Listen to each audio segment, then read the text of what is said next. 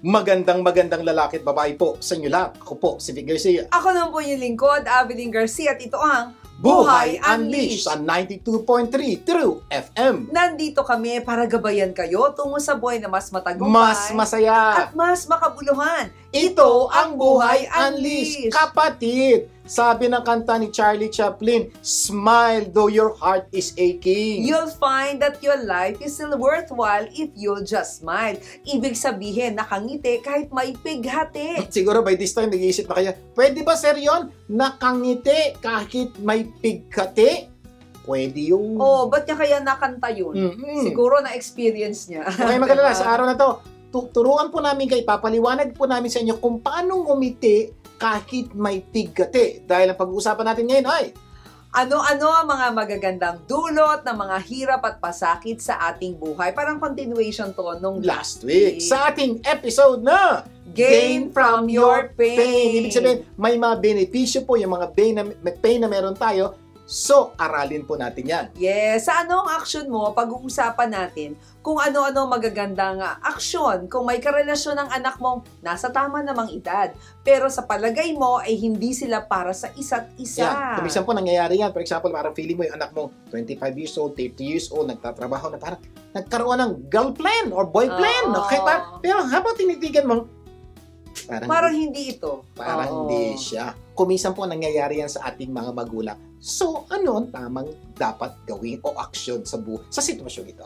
Pero bago mga yan, simulan muna natin ating programa ng Believe It or Not segment. Ito po yung parte natin programa. Nagbibigay po kami ng mga paniniwala na pwedeng magpabago ng inyong buhay kung ito ay paniniwalaan nyo at gagawin nyo. Ang Believe It or Not quote natin sa araw na to ay, ang buhay ay parang Adidas at Nike lang. Nasa sapatos yun. Oo, nothing is impossible, so just do it. Yeah. Yung nothing is impossible, byline po yun ng Adidas. Adidas, oo. Yung just do it is byline naman po ni Nike. Kaya ganun pagsamahin pala to para gumanda ang buhay. Magandang paniniwala ito sa atin, lalong-lalo na sa mga taong dumaraan sa maraming pagsubok. Yan. So, dumadaan sa maraming problema o kaya parang di na niya alam ano mangyayari sa buhay niya. Ang ganda po nitong paliwanag na to. Sa Tagalog. Sa Tagalog, walang imposible, kaya gawin mo lang. Yan, diba? Walang imposible, kaya gawin mo lang. Ibig sabihin, nothing is impossible, just do it. May mga taong nawawalan kasi ng pag-asa dahil sa dami ng problema. Kaya ang payo namin, ang buhay ay parang Adidas at Nike lang. Nothing is impossible, so just do it. So napaka-importante po, may mga pagkakataon po talaga dumadaan tayo sa napakaraming problema. So alalahanin po natin ang Adidas, yung sapatos, may 3 stripes, di ba? Sabi ng Adidas, nothing is impossible. Walang posible, hindi po paniniwala namin Ang paniniwala po namin parang Adidas, walang problemang walang solusyon. Nagkataon lang, yung solusyon sa problema, malamang hindi ko pa alam. Yes. Pero may mga tao, alam yon. So alamin mo lang, o di may solusyon na problema mo. Alam nyo, maraming tao bumibigay na di ba? O sumusuko. Dahil sa tingin nila, parang wala ng pag-asa yung kanilang buhay o yung pinagdadaanan nila, di ba? Pero ang katotohanan, wala namang imposible. Lalong-lalo na sa Diyos ng himala. So every time nakakakita kayo ng Adidas, lagay nyo, nothing is impossible. May solusyon itong problemang pinagdadaanan ko. Yung po yun, every time makakita kayo, dating sapatos, dumadaan lang, ay wala ako nun, meron ako. Hindi na ngayon. Nothing is impossible. May problema ako, may solusyon ko. Pero hindi lang pwede puro paniniwala na dating is impossible. Dapat may gawa rin. Ayan. Just do it. Dahil ang buhay nga, di ba, parang yung sinabi nating mga brands na yun, by the way, hindi sponsor yun. So, nothing is impossible. Just do it. So, kung po ito magkasama, hindi po pwedeng Adidas lang o Nike lang. Dapat nothing is impossible. Maniwala ka, o nga, wala kang impossible. Pero ano man yung solusyong makuha mo doon sa problemang meron ka, just do it! Kung minsan sasabihin natin na imposible na talaga kasi parang inisip mo, ginawa mo na ang lahat, no? Napalagay mong tama, wala pa rin. Tama ka, ginawa mo na ang lahat at palagay mo wala pa rin. Pero nagtanong ka na ba sa Diyos? Diba? O nagtanong ka ba sa ibang tao? Correct. Oo. Baka meron silang alam na paraan na hindi mo pa alam na solusyon sa problema mo. Diba? Kaya nothing is impossible, just So yun po, napakaganda po yung sinabi ni Abilene. Totoo po, kuminsan sinabi mo, Sir, ginawa ko na lahat ng alam ko para solusyon sa problema ito. It might be true, it might be not true. Assuming talagang ginawa mo na lahat, it's true. totoo yun. So, ibig sabihin siya, titigil na ako, wala nang solusyon. Hindi po totoo yun. Pwedeng ginawa mo na lahat yung alam mo. Pero yung katabi mo may alam. Tinanong mo na ba sa kanya, sister, brother, problema ako, ano gagawin ko? Baka may alam siya o kaya may counselor, may therapist, o may career consultant na pwede mong tanungin sa problema mo. Baka meron sila at sigurado ko meron. At kung talagang wala pa rin, ang Diyos, sigurado, may solusyon sa problema. Saka ano man ang yung problema, wala namang imposible sa Diyos, di ba? Do what He asks you to do. Gawin mo lang. Kasi minsan, parang may solusyon na binibigay sa'yo, hindi mo ginawa. Like, for example, children, obey your parents in the Lord. Just do it. For all will be well with you. So, mapasin, two-face po ito. May mapagkakataon, sir, wala na talaga solusyon ng problema ko. Pero, makita mo, ang Adidas, nothing is impossible. So, naniwala ka, nothing is impossible, may solusyon, naghanap ka. Sir, ba't ganon? Wala pa rin, hindi pa rin na solusyon na yung problema ko. Eh, kasi Adidas lang ginamit mo. May Nike. Yung solusyon sa problema mo, dapat gawin mo. So, doon pa lang po, tunay na magkakaroon ng solusyon ang problema mo. Pag ginawa mo yung solusyon na alam mo sa problemang pinagdadaanan mo. Napaka-importante po nun. Ang sabi nga, di ba, seek first the kingdom of God and all His righteousness, and all these things shall be added unto you. So, naniniwala ka na walang imposible pag sinik natin ang Diyos, di ba? And lahat, it will be added unto you. Pero anong gagawin mo? Dapat isik mo. Just do it. So, napaka-importante po, ha? Mindset. Lahat ng problema may solusyon. Nothing is impossible. Magandang mindset po yun. Pero the moment malaman nyo na, makuha nyo na, madignig nyo na yung solusyon sa problema nyo, just do it. Kasi po yung just do it ang magpapabago sa sitwasyon nyo. Tandaan nyo po, the knowing will not change your life. The knowing. It is the doing that will change your life or solve your problem. Kaya nga po, just do it. Naalala ko, no, kanina kausap ko si Amabel, sabi niya, uy, ang ganda, no, if you know that you're doing God's will, God will take care of the bill. Sabi niya, po yun. So parang, walang imposible sa Diyos, lalo na kung nandiyan ka sa kalagitnaan ng kagustuhan niya, He will take care of the bill. Kaya napaka-importante po, kung may problema kayo pinagdadaanan, alamin niyo po yung kalooban ng Diyos o solusyon sa problema pinagdadaanan nyo ayon po sa kalooban ng Diyos. And gawin nyo lang po, kahit kumisan mahirap, pero sabi nga po, kung kasama nyo ang Diyos sa problema pinagdadaanan nyo, tutulungan kanyang makaalis sa problema yan. Sana mula sa araw na to, maniwala at gawin ninyo na ang buhay po, nothing is impossible, just do it. At sigurado kaming gaganda ang buhay nyo at ng mga mahal nyo sa buhay. Ito lang gagawin nyo. Believe it na ang buhay po ay parang Adidas at Nike. Nothing is impossible, just do it. At sigurado kaming gaganda ang inyong buhay at ng mga mahal nyo sa buhay. Believe it, nothing is impossible, just do it. Sana marami kayong natutunan sa ating Believe It or Not segment sa araw na ito. Magbabalik pa ang Buhay Unleash.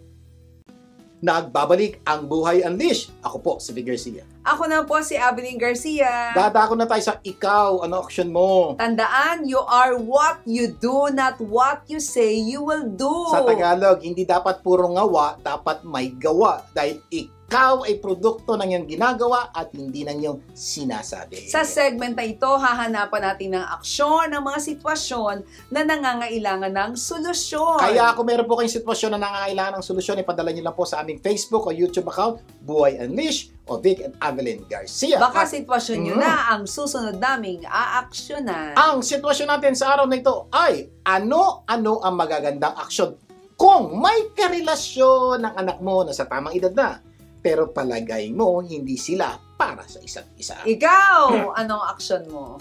Okay, ano ang magandang aksyon? Ulitin ko lang po para malinaw. Ano ang magandang aksyon kung anak natin ay nasa tamang edad? Linawin po natin, ang anak ay nasa tamang edad. Pero sa pananaw po natin ay hindi sila bagay o palagay mo parang hindi gaganda ang buhay nila kung sila ang magkakatuluyan.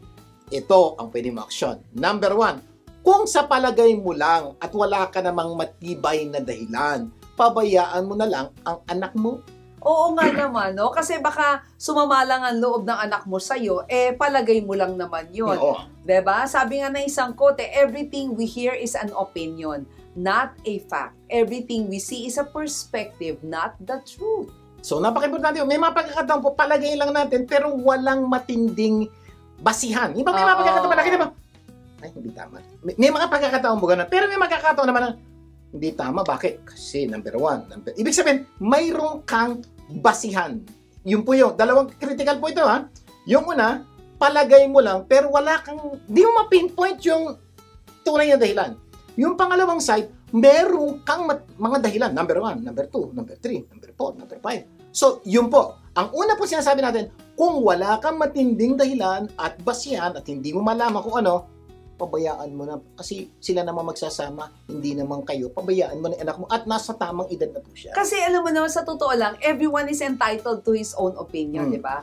But not his own fact. Sabi ni Daniel. So, yan marami. Pag opinion po, ibig sabihin walang ganun basihan. Oo. Pero pag meron kang fact, ebidensya na magpapatunay na, for example, anak, may asawa yan, ito katibayan. Yung fact yun. Okay, ha? Ay, anak, walang trabaho yan. Hindi na mo, unemployed yan. So, yun, facts. Pero yung feeling ko, hindi kayo bagay. Feeling ko, hindi mabait yan. Feeling ko. Yun, hindi po. Opinion lang yun. Okay? Pero kung facts ang iyong pinag-uusapan at meron, ako po suggestion ko, pakita mo sa anak mo. At pabayaan mo siya mag-desisyon. Kasi meron kang mga dokumento at ebidensya nagpapatunay sa iyong pakiramdam. Yan yung pangalawa. Diba? Kung may matibay kang dahilan sa pagtutol, diba, sa kanilang relasyon, kausapin mo yung anak mo. Kung bakit po, responsibilidad, tungkulin mong mga magulang, paalam sa anak mo. Hindi mo sinasabing ikaw masusunod, ha? Lilinawin po natin, ha? Yes. Hindi, ikaw lang, nagbibigay ka lang ng impormasyon sa iyong anak, pero lilinawin ko po, mga nanay, mga tatay, mga lolo, mga lola, si anak pa rin ang magdidesisyon. Ang trabaho mo lang ay paalam sa anak mo yung alam mo na baka hindi alam nung anak mo at baka masisi ka pagdating ng panahon sabihin, bakit hindi niyo po sa akin sinabi nung di pa kami kasal? Yun lang po ayaw natin mangyari. Magandang masabi, no, ninyo yung nalalaman mo at pabayaan mo yung anak mo kung anong gagawin niya. Let him or her decide. Linayin po natin, ha, pabayaan mo yung anak mo. Linayin po natin, huwag niyo pong pangunahan, pangibabawan ang iyong anak. Hindi po, buhay niya po ito nakasalala, hindi buhay niyo. So pabayaan mo siya magdesisyon, ang trabaho lang natin, magbigay ng impormasyon. Malinaw. And somehow, you can actually disturb him or her, di ba? Doon sa kanyang iniisip. Or baka ma-steer mo. Ma-steer mo ng konti yung mga nalalaman mo. So malinaw, ha? Nasabi mo na. Okay. Ano man ang maging desisyon ng anak mo, kanya na yon. Kaya dapat respetuhin po natin. Meron po siyang dahilan sa kanyang desisyon at meron kang dahilan sa iyong desisyon. Pabayaan. So, number 3 po na dapat yun na yun. Respetuhin mo kung ano man ang magiging desisyon ng anak mo. Ayan. So, number 1, number 3 po, napaka-importante. Kasi po, sabi mo na, nagawa mo na. Gusto pa rin niya. Baka naman gagawa. O para siya mo, Dad, Ma'am, narinig ko na po. Alam ko pero I believe kami pa rin. Yeah. O di respect. Mo na. Diba?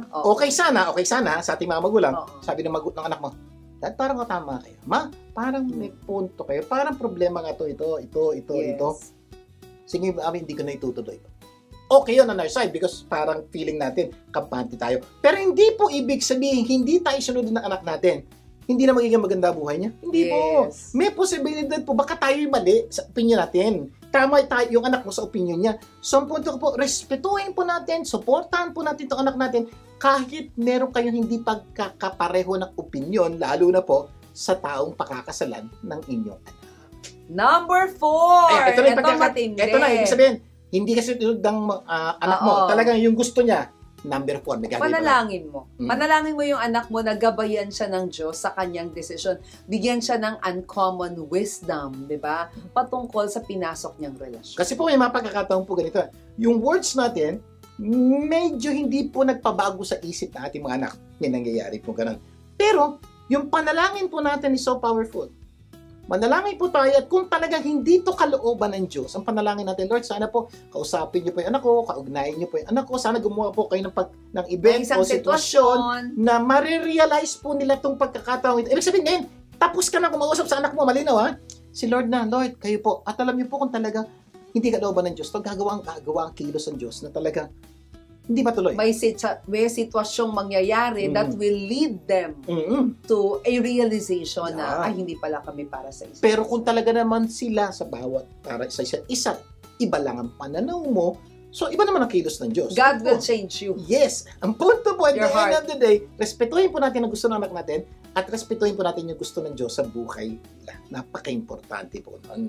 Na Nako. dapat yung maunawaan kasi po, nangyayari po talaga yan. Kuminsan, sa sobrang pagmamahal natin sa ating mga anak, kuminsan gusto natin pangibabawan, pakialaman, maski yung kanilang kinabukasan, wag niyo pong gagawin yon. Pwede lang po tayong mag-suggest, pero hindi po tayo pwedeng manguna sa kanilang sitwasyon. Oh, di ba?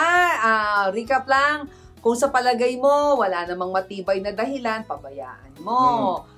Yung anak mo. Number 2, anong nabanggit natin kanina na number 2 ay... Kung sakaling mayroon kang matibay na dahilan, impormasyon, dokumento, sa iyong pananaw, ayun, paliwanag mo sa asawa, sa anak mo, para magkaroon siya ng pag-unawa sa kausapin sitwasyon. mo, no? Eto, number 3, ano man na maging desisyon ng anak mo? respetohin mo. Respect, no, your son or your daughter. And then number 4, yung weapon mo. This is the most matinding weapon. Panalangin mo yung anak. Nagabayan siya ng Diyos sa kanyang desisyon. Dagdag ko lang po, kung sakali lang po anak niyo wala pa sa tamang edad.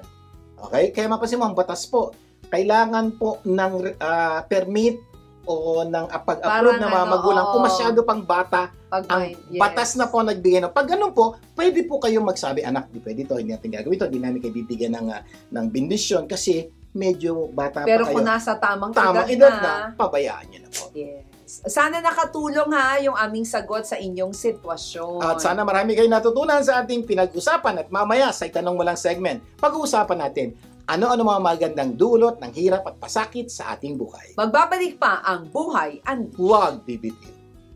Nagbabalik ang Buhay Unleashed with Garcia Pumalit. At Abilene Garcia. Dadako na tayo sa segment na itanong mo lang. Dahil ang paniniwala namin, when you don't know, don't guess. Ask. Sa Tagalog, kapag hindi mo alam, huwag kang manghula, itanong mo lang. At syempre, magtatanong na naman, meron namang kasagutan sa mga tanong ninyo ang ating expert sa CPA. At syempre, sa itanong mo lang sa CPA, matutunghayan natin ang mga kasagutan sa inyong katanungan mula sa President ng Caballero Laksa and Company CPA sa si Lorna Caballero Laksa. Lorna! Magandang lalaki sa iyo, Sir Vic, at magandang babae naman sa iyo, Ma'am Abilene. Gusto ko lang ipaalam sa ating mga kaagapay dito na marami tayong dapat na makonsider dahil tax season na po at ito pong mga tinatawag nating tax savings ay dapat alam ng ating mga negosyante, especially those na hindi naman ganong kalakihan ang kanilang capital. So meron tayong tinatawag na Barangay Micro Business Enterprise Incentive at ito ay pwedeng ma-avail ng kahit na sinong negosyante, kahit nag-uumpisa na o ngayon pa lang mag-uumpisa, at ito ay maa-avail sa pamamagitan ng pag-apply nito sa Domestic Trade and Industry. At napakadali lang po ng requirements, kaya kung pwede ay maging maagap sa pag-apply ng BMBE, Barangay Micro Business Enterprise. I-discuss po natin ang detalye sa susunod na Sabado. Yan lamang po, and God bless us all. Thank you. Maraming salamat, Lorna! At syempre, until next time sa iba pang kasagutan sa Usapang CPA. Okay, this time, may tanong po ako sa inyo. Naaalala ba niyo ang kantang Smile Though Your Heart Is Aching ni Charlie Chaplin? Oo nga, Smile even though it's aching. Your heart is aching. Yan. Pero may sinabi pa siya, di ba? Sabi niya, smile even though it's breaking. Aba, talagang di lang aching, breaking. Ay, dagdag pa nung kanta niya, light up your face with gladness. Hide every trace of sadness. Although a tear may be ever so near, that's the time you must keep on trying. Yeah, di ba? Ang ganda ng kanta. Malamang by this time mo may mga kumakanta na saying, smile though you are. May kumakanta na po. Bakit? Alam na alam niyo po yung kanta. May sinabi pa nga, dagdag tong kanta. Okay. Oo, smile, what's the use of crying? Ba't ka daw iiyak? Oo, you'll find that life is still worthwhile if you'll smile. Ba't ka daw iiyak? Pwede ka namang ngumiti. Ganda ng paalala po ng kanta, daw no? yung gamit ng pagtangis? Mamaya siguro pag may oras po kayo, punta kayo po kayo sa Spotify, type nyo yung Smile, Charlie Chaplin. Mamaya, kantahan po tayo. Ayan. At kung alam ninyo ang kanta ni Charlie Chaplin, matanda na kayo. Opo, advance in age. Joke lang po. Ngayon, ang tanong, Pwede ba talagang mag-smile kahit marami kang pain, sakit at pighati sa buhay? Ang sagot po ni Charlie Chaplin ay oo. At ang sagot din namin ay oo. Kung may matinding kung Alam po yan. niyo ang magagandang dulot ng pain sa inyong buhay. Doon lang po kayo pwedeng makangiti at maging masaya kung alam nyo yung magandang dulot ng pain sa buhay nyo. At para makangiti kayo sa susunod yung pigati o sa pigati nyo ngayon, tuturo po namin sa inyo, i-share po namin sa inyo yung magagandang dulot ng pain sa inyong buhay. Remember this, sometimes our deepest pain can be our greatest gain. Totoo po yan, yung pinakamatindi daw nating pigati at sakit, hindi yung pinakamatinding magdudulot na magandang bagay sa ating buhay. Narami na pong ganyang kwento at mamaya baka makwentuhan po namin kayo na mga ganyang pangyayari na yung sakit nila ay naging daan para gumanda ang buhay nila. Totoo yan. In fact, may nabanggit nga si Bob Dylan behind every beautiful thing, there's been some pain. Diba? Totoo po, nakakita na kayo maganda. Sample, magandang bahay, magandang kotse, magandang painting. Hello? Bago gumanda yun, may hirap, sakit at pighati bago lumabas yung bahay na yan. Bago lumabas yung coaching yan. Bago lumabas yung painting na yan. Totoo po yan. Bawat maganda, may pinanggalingang sakit. Oo. Sakit. And isang quote nga I've learned more from pain than I could ever learn from pleasure. Kung babalikan nyo po ang buhay nyo, balikan nyo po, kailan ka natuto? Para mas maganda, balikan natin.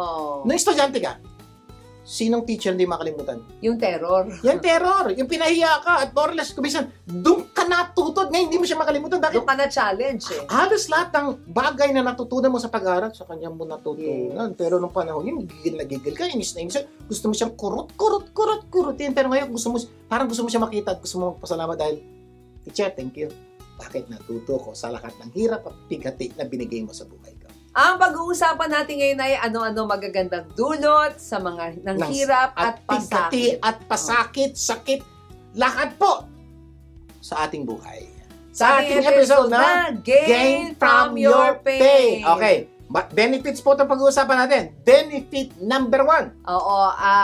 Continuation last week. Last week is truths ng pain. Ito naman benefit ng pain. Number 1, your pain is a warning for greater pain. Yan. So malinaw natin. Ang pain daw po ay warning sa isa pang mas matinding pain. Maganda daw po ang pain kasi ito daw po ay nagbibigay sa atin ng babala. Na pag hindi natin inayos tong maliit na pain na to, magiging malaking pain to. Siguro para mas maunawaan nyo, gawin muna nating analogy yung physical pain. Sabi nga mamaya na emotional pain. Actually, according to Johns Hopkins Medicine, pain is uncomfortable. Uncomfortable feeling daw to that tells you something may be wrong. Yeah, so mapasin niyo po. Kaya mapasin, pag pumunta po kayo sa ospital, ano unang tanong ng doktor? Ba't ka nandito? Masakit. Saan masakit? Saan? Okay, bakit po tinatanong ng doktor kung saan masakit at tinatanong pa, from the scale of 1 to 10, anong sakit? Naalala ba? Punta emergency, di ba? Ang purpose po nun is para malaman ng doktor kung ano yung sanhi ng iyong sakit. Normally, pag konti pa lang ang sakit, medyo hindi nagagambala ang doktor. Pero, indicator po to na isa pang pwedeng mas malaking sakit pag hindi po nalunasan kagad o naagapan ng doktor. Yung po ibig sabihin. Alam mo, nangyari sa akin yun, nung naoperahan ako ng appendicitis, no? So, merong pain, pero tinanong sa akin, yung pala may paparating na mas matinding pain. Kasi po, pag sumabog yung appendix, mas malaking problema. Para po nangyari po sa nanay ko. Ang nanay ko po, ay may naramdaman siyang pain. Masakit. Ilang araw po, hindi niya iniinom, sabi niya, feeling niya, konting sakit lang ito, kaya ko to. Inom lang po siya ng pain reliever. After 1 week po ng sakit, sobra na sakit. Punta po siya sa ospital. Sabi po ng doktor, may problema malaki. Sumabog na po yung kanyang gallbladder. So, anong nangyari po? Hindi na po nakayanan ng doktor, namatay po yung nanay ko sa pagsabog, erupt ng gallbladder. Pero isipin niyo po, kung yung first few days na masakit, nakita na indicator po ng maliit na pain, dinala niya na sa doktor, masasabi, ay ito yan, tanggalin natin. Kasi po, ang gallbladder at ang appendix, pag tanggal, simple operation lang po yun. Kaya lang po, hindi po nalaman po ng nanay ko, di natin po nalaman. So kaya po napaka-importante, yung pain is an indicator or greater pain to come. Kaya napaka-importante po, inaalam po natin itong pain para hindi na po lumaki yung pain. Kasi maraming mas matinding sakit ang naaagapan at nalulunasan kapag tayo ay may pain. Kaya, pain can be your gain. Sabi nga ni Anita Crisan, when it hurts, observe. Life is trying to teach you something. Ayan, ganda. When it hurts, observe. Balik na naman tayo sa emergency room sa doktor. Napansin niya, may mga pagkakataon, may masakit, hihingi ka ng pain reliever. Ano sagot ng doktor? Hindi ka binibigyan ng gamot. Bakit? Kasi po, until nila malaman yung sanhi ng pain, hindi ka mo nabibigyan ng pain reliever. Bakit? Pag binigyan ka kagad ng pain reliever, hindi na malalaman siya yung sakit. Hindi na ma-identify. Kaya mapansin po, kaya hindi... Mamamask na siya mawawala na. So, mahirap pong i-identify. Kaya, kuminsan, galit na tayo. Well, pain reliever. Hindi po, may dahilan po ang doktor kuminsan. Alamin muna namin yung dahilan bago kita bigyan ng pang-alis ng pain. Kasi po, importante malaman ang cause ng pain. Kaya importante ang pain sa buhay dahil ito'y nagbibigay sa atin ng babala sa mas malaking problema sa ating buhay. Pain is warning light that something is wrong. That's why don't ignore your pain. Know why you are in pain. Ganda po niya. Sabi nga ni C.S. Lewis, di ba?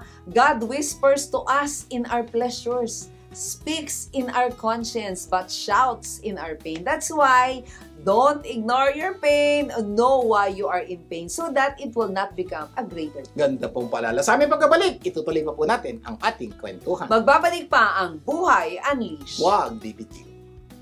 Nagbabalik ang Buhay Unleashed with Garcia Pumulit. At Abilene Garcia. Patuloy tayo sa segment na itanong mo lang. Sa ating topic na ano-ano magagandang dulot ng mga hirap at pasakit sa ating buhay. Sa ating episode na Gain from your pain. Number 1 benefit.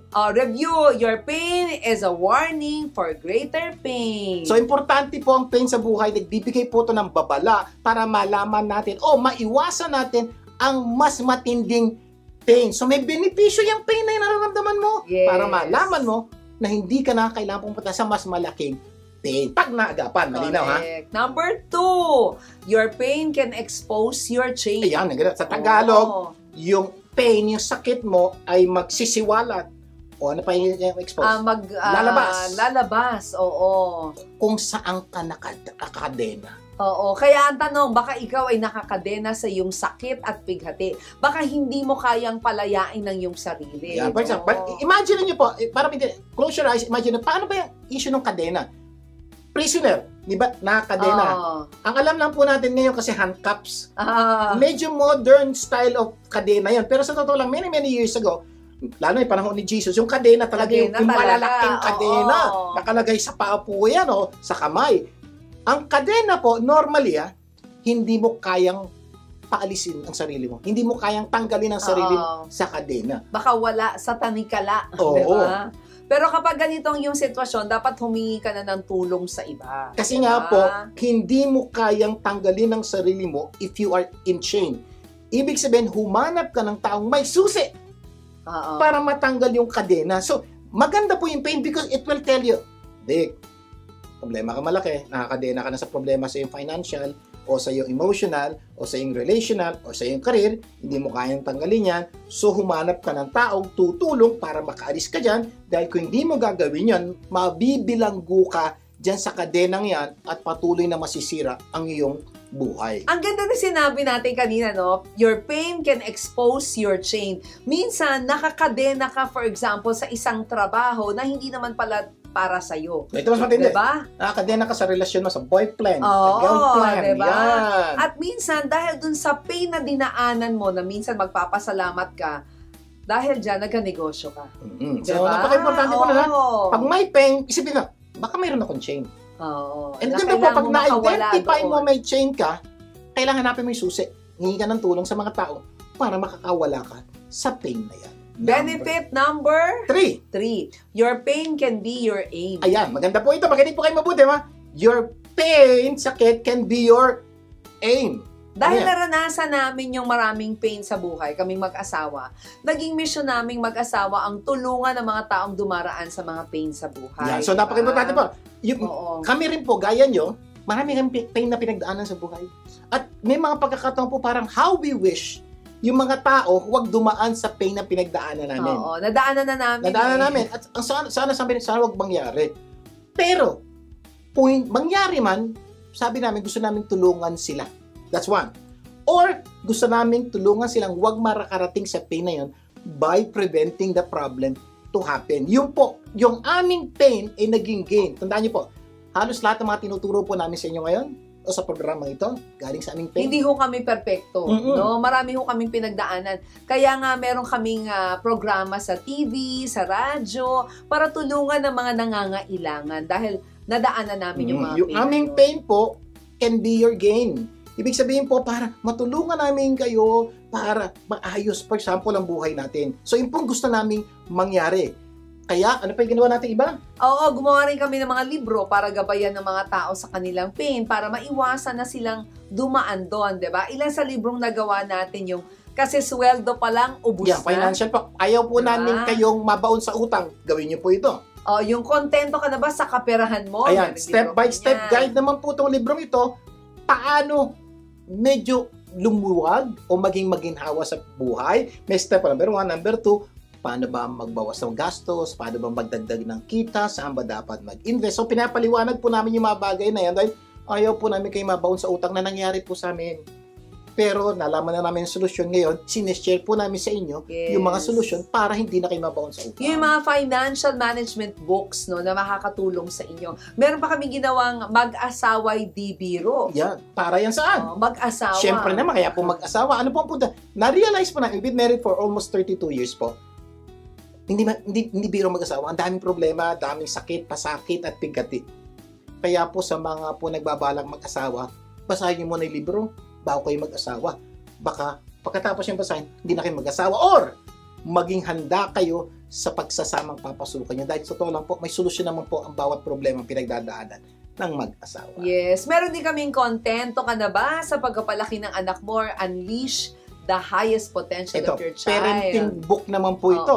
Dito naman po, tinag-aralan po namin yung mga dapat gawin sa tamang pagpapalaki ng ating mga anak. Sana masunod po natin at malaki po posibilidad magabayan kayo kung ano dapat nyo gawin para lumaki ng tama ang inyong mga anak. Yes. Meron ding Unleash Your Highest Potential na libro na kumbaga, ano man yung mga pinagdadaanan mo sa buhay, pwede pang ilabas ang galing mo. So, sa Unleash the Highest Potential naman po, ito po yung librong ginawa pa namin. Sinulat po namin yung kwento at buhay ng pinakamatagumpay na tao sa buong mundo, ilan lalo na mga Pilipino. Pinakita po namin doon na dati silang ganito, na ilabas po nila yung kanilang galing, kaya naging maayos sa kanilang buhay. At hindi lang po yun. Natulungan nila yung ibang tao umayos ang buhay dahil na-unleash nila yung kanilang highest potential. At meron pa kaming librong May Pag-asa Pa ang Pilipinas. Dito naman po sa libro ito, sinulat po namin na ang Pilipinas may magandang kinabukasan kung gagawin natin yung mga dapat natin gawin. Sa libro pong ito, sinulat po namin ilan sa aming suggestion na pwedeng gawin ng Pilipinas o ng mga Pilipino para unti-unti umangat ang buhay ng bawat Pilipino. Pwede rin kayong manood ng aming mga teachings videos sa aming Facebook at sa Dick and Evelyn Garcia YouTube channel. Pwede po kayo mag-subscribe dyan. Yeah, pwede kayo sa aming YouTube channel, Dick and Evelyn Garcia o Buhay Unleashed. Doon po meron po kayong mga video patungkol sa kaperahan, relationship, career na hopefully makatulong po mabawasan ng sakit at pigati sa inyong buhay or maiwasan yung mga sakit at pigati sa inyong buhay. At dahil sa aming pain, nagkaroon kayo ng aim. Nagkaroon kami ng aim. No? Ang aming mission ay tulungan ang mga taong magkaroon ng buhay ng mas matagumpay, mas masaya at mas makabuluhan. Maybe one day, your pain will become your gain. Oo, and your aim. And diba? Your aim, Oo, yes. kumbaga, yun yung magiging yung mga kaibigan nga natin na dumaan sa pain, di ba? Tungkol sa mga bata, sila na ngayon ang nagagamit nila yung experience nila para makatulong sa ibang mga magulang na dumadaan sa parehong problema. Oo, kung may problema sila sa kaperahan noon, ayaw nilang mangyari sa iba, that could be their aim. Their aim is they should not experience what we experienced before. Kaya po, your pain can be your aim. Mamaya, tutuloy pa natin ang ating kwentuhan. Magbabalik pa po ang Buhay Unleashed. Huwag bibitiw. Nagbabalik ang Buhay Unleashed. Vic Garcia po muli. At Evelyn Garcia. Patuloy tayo sa ating itanong mo lang segment.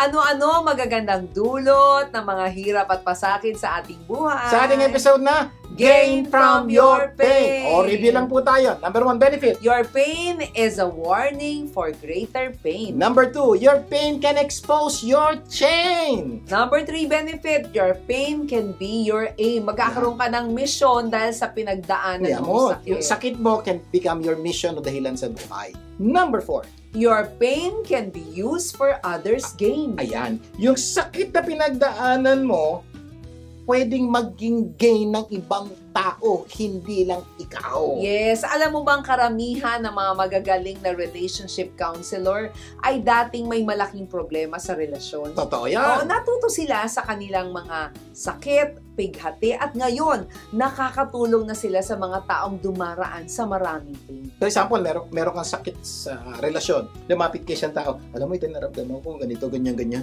Sasabihin sa'yo, alam mo, pinagdaanan ko rin yan. Oh. Ganyan, ganyan. Ako, nung nasa panahong problema mo ako, ganyan, din ako, hirap na hirap ako, hindi ko alam ang gagawin, ganito. Kung ano naisip ko, sabi, hindi pa na ako nag-iisa. So, habang kinukwento yun, alam mo, nahirapan ako, ilang buwan din ako, hindi ko alam ang gagawin ko. Buti na lang, meron ako nalapitan isang tao, tinulungan ako. Kaya ang payo ko sa'yo, problema ka, ganap ka ng taong dumaan sa pareho mong problema, nasolusyonan yung problema ang pareho mo, at tanungin mo sa kanya kung paano nasolusyonan yung problema, ay malamang yung problema mo, masolusyonan mo rin. May kilala ko na sabi niya, alam mo, nagka-ligaw-ligaw daw siya sa pagpunta doon sa isang lugar. Ang tawag doon, lubak, no? At sumabit yung kanyang gulong doon sa butas na yun, ano? So sabi niya, dahil pinagdaanan ko yun, kailangan warningan ko yung iba. Mga kaibigan ko, nagdadaan din doon. So, kung idadaan sa kaling ito, maraming lubak, matraffic, ganito, doon kayo sa kabila. Tapos yun po, this time, your pain is others' gain. Yun po mangyayari. Nasaktan ka na. Huwag mo nang pabayaan yung ibang taong dumaan sa parehong sakit na pinagdaanan mo. Ibig sabihin po, naging makabuluhan yung sakit yung mo. Yung pain mo, oo. Kasi nakapag-save ka ng ibang tao para hindi dumaan dun sa pain na dinaanan mo or mabawasan yung pain ng mga taong dumadaan sa parehong problema. Exactly. Kasi minsan, parang sinasabi mo na, di ba, ang sinasabi ba, experience is the best teacher. Actually, hindi Experience is a good teacher, but not the best. Oo. Pero yung bang mas wiser kung na-experience ng ibang tao, sinabi sa'yo, hindi mo nadadaanan yung pagkakamaling yun. Kaya nga po, the experiences of others is the best teacher. Ha? Paano yan? Ito yan. Ibig sabihin, nasaktan siya dahil sa problema ang ginawa niya. Ito. You learn from her. So, ano mangyayari? Matututo ka sa kanya, hindi mo na kailangan danasin yung hirap at pasakit. Yes. Yun po yung experience of others. Pero yung sa kabilang side, experience is the best teacher. Ano yun? Experience mo, pahirapan mo sarili mo, sasaktan mo sarili mo, at matututo ka sa lahat ng hirap at pasakit mo. Okay ba yun? Or, mas maganda yung, the experience of others is the best teacher. Matuto ka sa experience nila, sila nasaktan, ikaw hindi. Yung kaibigan natin, di ba, na-scam?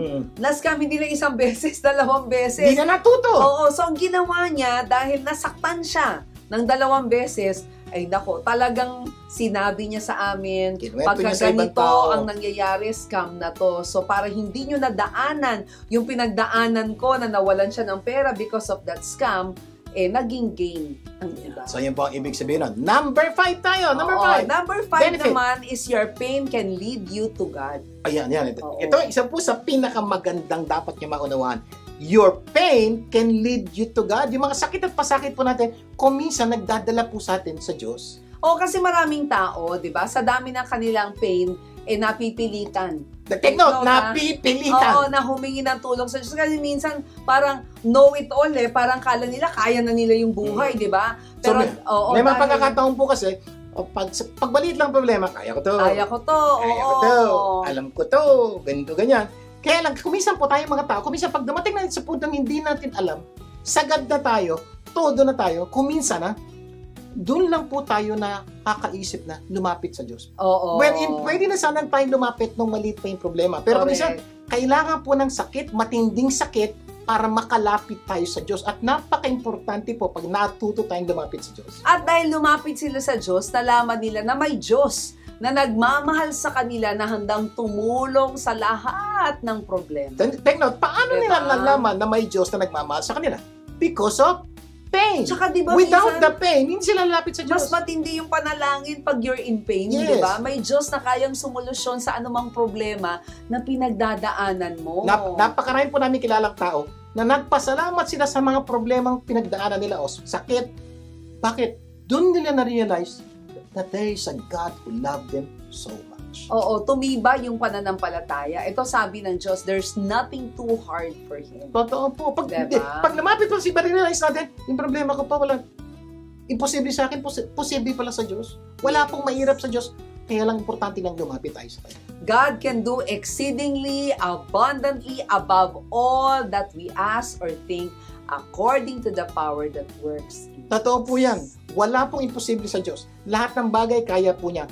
Pero magiging makapangyarihan lang lalo po ang Diyos sa buhay natin pag tayo ay dumapit sa Kanya. At kadalasan po, ang mga sakit at bighati ang nagtutulak po sa ating lumapit sa Kanya. Kaya if you're in pain, why don't you ask God to take your pain? No? Or, minsan, di ba, Lord, tanggalin mo tong pain na to. Ito yung, pero ang sabi ng Diyos, come to me. All of you are weary and carry heavy burdens and I will give you rest. Ganda po. Diyos po nagsabi nun ha. Pag meron ka daw mabigat na dinadala, lumapit ka sa Diyos. Yes. At anong sabi niya? Siya daw po bubuhat Come to ang me. ating problema. Kasi po yung burden niya is life. So tutulungan niya daw po tayo. Ang tanong, kailan niyo po huling ginawang lumapit sa Diyos at humingi ng tulong sa Kanya? Kaya give your pain to God and you will realize God is your greatest gain for your pain. Ganda po. Sana po, huwag niyo po kakalimutan yung huling step na po yun, na pwede po ang ating mga sakit at bigati ay tunay na magpalapit po tayo sa Diyos. Kami po, dami namin problema pinagdaanan. Yung malalaking problema po, ang nagtulak po sa amin lumapit sa Diyos, hindi na po lumapit, maniwala sa Diyos, at patuloy po magtiwala sa Kanya na may solusyon siyang padadala sa aming problema. At alam niyo po, tunay po, sa dami ng taon namin pagsasama, nakita po namin ang faithfulness ng Diyos na tulungan kami sa mga problema aming pinagdadaanan. Sana marami tayong natutunan sa ating pinag-usapan. At next week, mas marami pa tayong pag-uusapan na tunay na magpapaganda ng iyong buhay at ng mga mahal niyo sa buhay. Closing prayer tayo muna. Amang nasa langit, maraming po salamat sa pagkapaalala niyo po sa amin na may dahilan po yung mga pain na pinagdadaanan namin. Pero pinaka-importanting dahilan, kumisan po may pain para mapalapit po kami sa inyo, tumawag kami sa inyo at isuko namin ang buhay namin sa inyo. Masakit man, pero turuan niyo po kaming lumapit sa inyo. Alam po namin na nariyan kayo na handang tumulong anuman ang aming pinagdadaanan. Lahat ito'y dalangin namin sa pangalan ni Jesus. Amen and amen! Imbitahin niyo pong yung mga mahal niyo sa buhay na tumutok sa programang ito sa susunod natin pagsasama. Magsama-sama tayo tuwing Sabado, alas 4 ng hapon. Dito lang po sa 92.3 True FM. Ako po si Vic Garcia. Ako naman po si Evelyn Garcia. Tandaan, ang Buhay Unleash ay pagbabagong buhay, puso at isip. Pagtulong-tulungan po natin ilabas ang galing ng bawat Pilipino. Ang tagumpay ay makakamtan, masayang buhay, tunay na makabuluhan. Ito ang Buhay Unleash.